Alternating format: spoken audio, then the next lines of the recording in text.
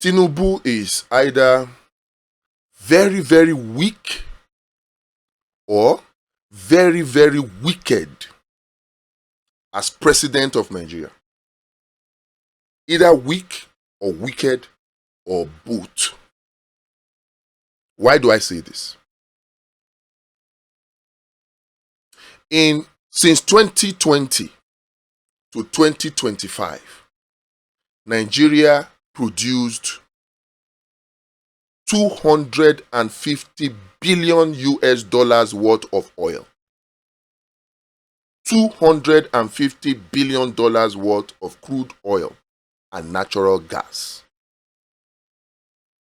Do you know how much of that $250 billion entered the Federation account to be spent by the 3 tiers of government? 25 billion US dollars. 25. If you add some small things here and there, it goes up to 40 billion US dollars out of 250 billion US dollars. Nigerians, where did the remaining money go?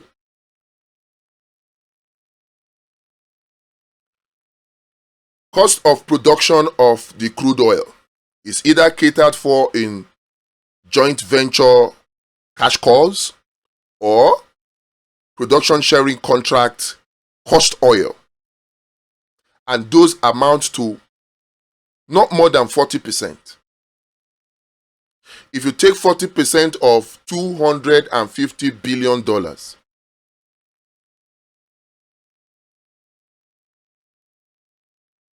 40% will come to what?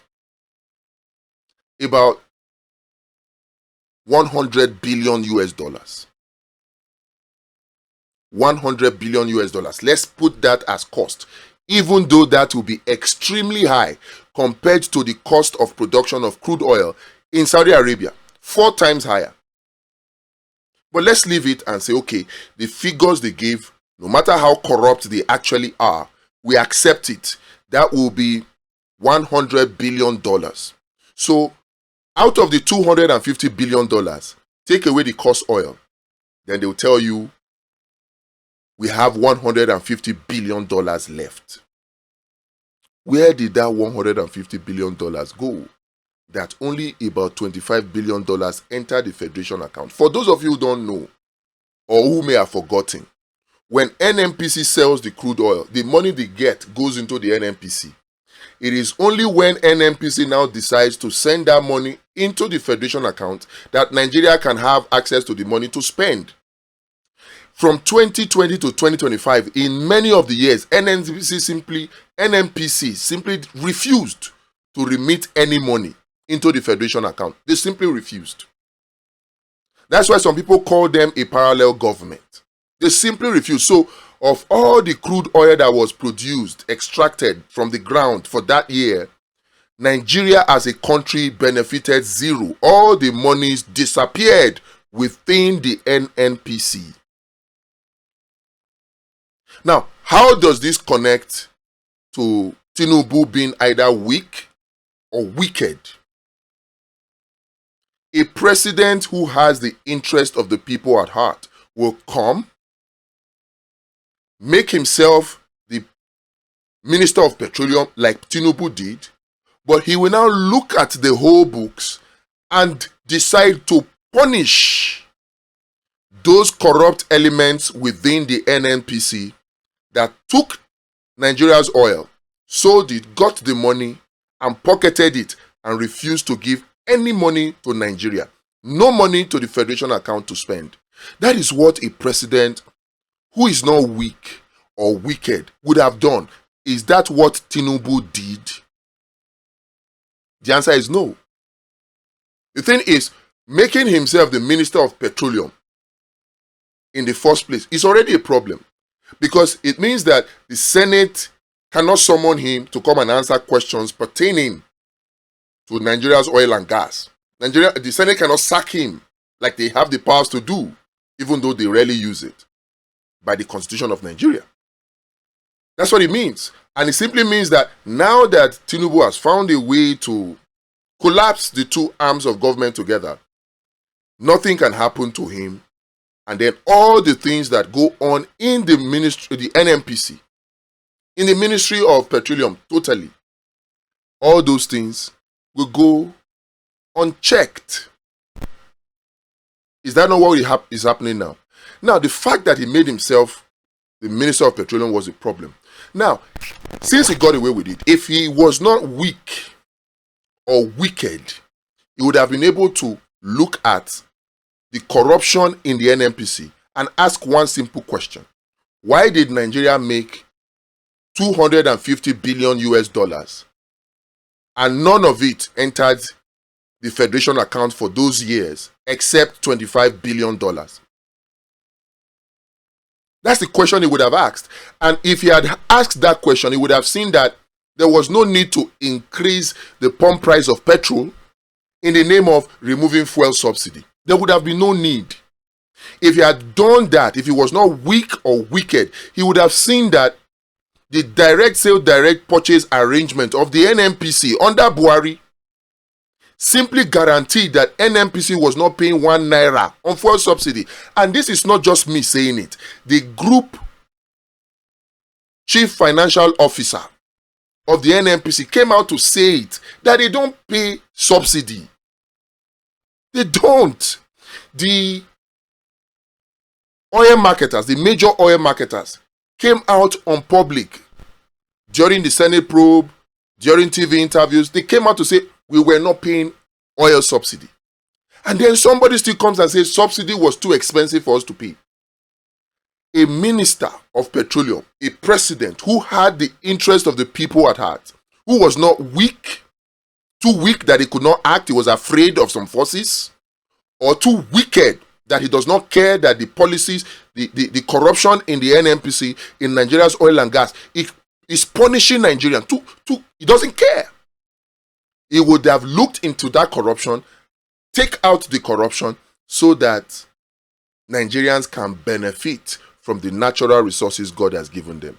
Is this what Tinubu did? The answer is no. The corruption in the oil and gas industry in Nigeria, in the NNPC, in the NUPRC, in the NMDPRA, those agencies that the Petroleum Industry Act, the PIA, created, the corruption in there, if only Nigerians knew the size of that corruption, they will understand why they have no jobs. They will understand why no quality health care. They will understand why no roads. They will understand why there is insecurity in this country.